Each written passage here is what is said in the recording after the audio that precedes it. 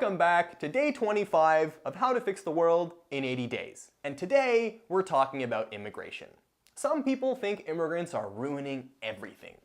They're criminals, they're rapists, and we're gonna build a great big wall to keep them out. Some people disagree. So no matter what side of the argument you happen to fall on, clearly there's a big divide over how we should deal with immigration. And it's about time we solve this problem. So why am I pro-immigration? I guess it's because I am one, and you probably are too. So even though my family's been in Canada for hundreds of years, I'll always be considered an immigrant because of the Native Americans, which, funny enough, they probably should be considered immigrants too because they walked over the Bering Strait a couple thousand years ago from Asia, and funny enough, unless you're from Ethiopia, where they found Lucy's skeleton, or you're from Mesopotamia, where we generally consider that the cradle of civilization, we're all kind of immigrants. It just depends how far back you want to go. And that's the most ironic thing about this whole immigration debate. When you really think about it, if you are one of those people who hates immigrants, you're really just hating yourself. I mean, put yourself in their shoes. Let's say you're born in South Sudan or Haiti or some other place that's full of poverty and crime. Can you really blame them for wanting to leave?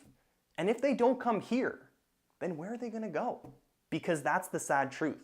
If there was no conflict in the world, there would be no immigration problem. People don't want to leave their friends, their families, their homes, but I understand why they do, and that's only half the problem. Solving the immigration issue is much more nuanced than saying, oh, we're all immigrants, we should love each other. No, if we really want to solve these problems, we're going to have to get a little bit more specific, and thankfully, I can do just that. As I mentioned earlier, immigration is really more like a bunch of sub-issues that are all jumbled together into one big problem. Most people don't hate immigration, they hate all the problems that come with it. So when I look at these sub-issues, I think of what can we do to make these problems better? How can we make this a more welcoming environment? So here are just a few of my solutions put into, well, what was supposed to be a 5-minute video, probably going to be a bit longer than that. 1. Help fix their nations at home.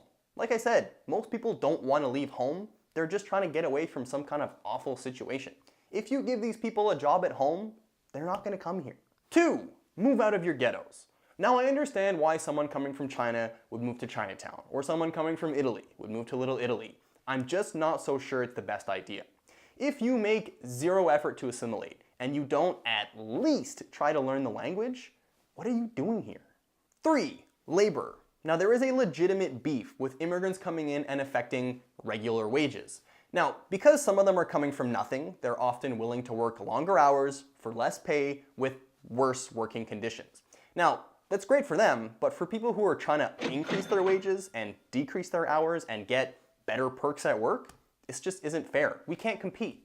4. Labor number 2.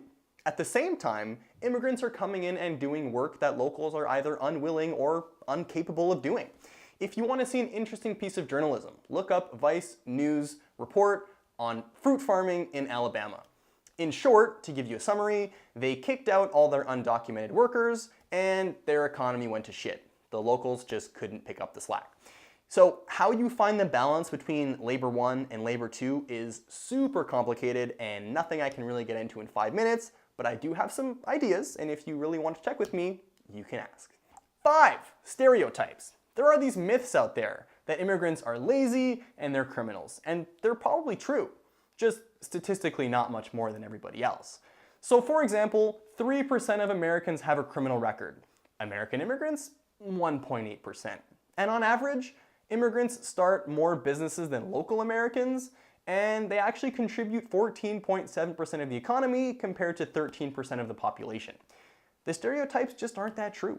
6. Refugees. So I don't even want to talk about what's going on around the world with refugee camps in Lebanon, in Kenya, in France. The living conditions are inhumane.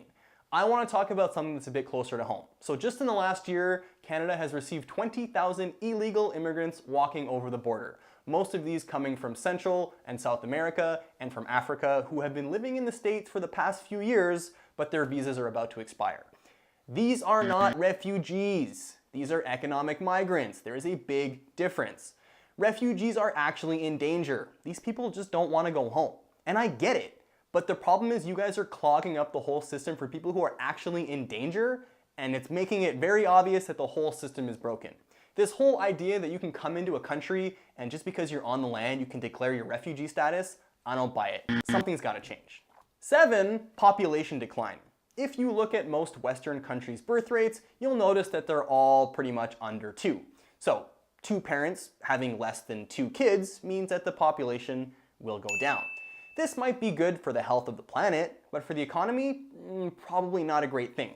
Not only might there be labor shortages in the future, but our pension plans, our old age security, they're all built off the idea that the younger generation can come in and pick up the slack. If the immigrants don't come in to keep our population up, the whole thing might crash down. And lastly, 8. Reasonable accommodation.